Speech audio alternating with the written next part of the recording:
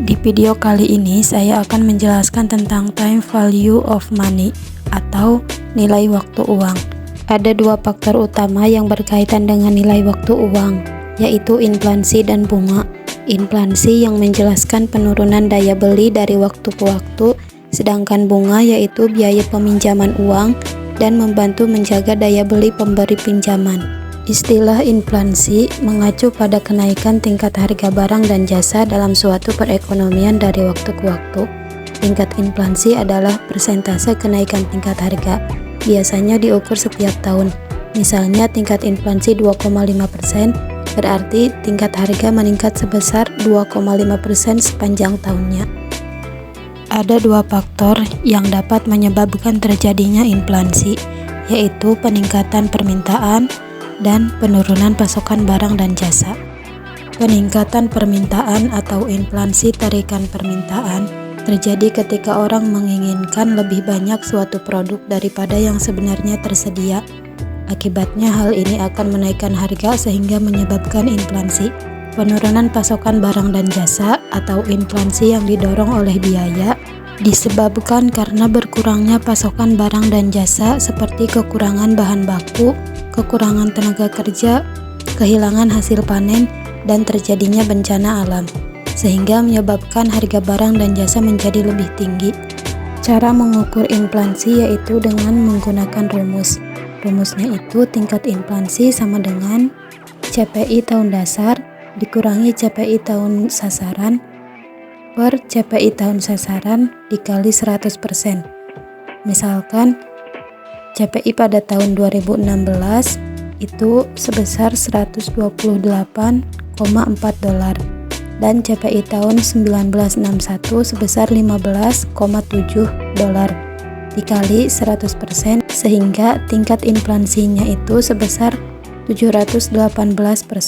Perbedaan antara nilai nominal dan nilai real atau daya beli. Nilai nominal adalah nilai numerik yang tertera pada uang dan tidak akan pernah berubah. Sedangkan daya beli adalah, contohnya, misalkan pada tahun 1950-an, seseorang ingin membeli barang ke sebuah toko, misalnya ingin membeli toples. Dengan menggunakan uang 10.000 itu sudah mendapatkan toples dengan kualitas yang bagus dan bahannya terbuat dari kaca atau lain sebagainya. Dibandingkan dengan zaman sekarang, dengan menggunakan uang 10.000 itu mungkin hanya akan mendapatkan satu toples dengan kualitas dari bahan plastik. Jadi, daya beli adalah nilai nominalnya tetap sama, tetapi kualitas dari barangnya itu akan berkurang. Selanjutnya yaitu bunga. Bunga ini dibebankan pada nilai pokok karena terdapat faktor-faktor yaitu inflasi dan risk. Bunga itu terdiri dari dua jenis, yaitu bunga sederhana dan bunga majemuk.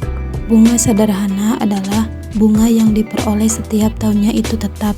Misalkan bunganya itu 5%, jadi setiap tahunnya itu akan tetap 5%, tidak akan berubah. Saldo akhir pada tahun 0 itu dinamakan atau disebut nilai sekarang atau saldo akun saat ini.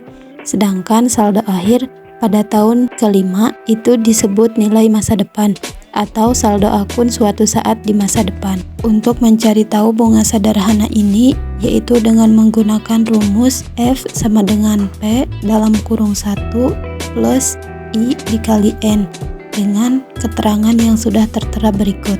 Contoh sederhananya itu misalkan seseorang ingin meminjam uang ke sebuah bank, dikenakan bunga sebesar 5%. Kemudian masukkan ke rumus yang tadi sehingga F-nya itu didapatkan sebesar 125 dolar.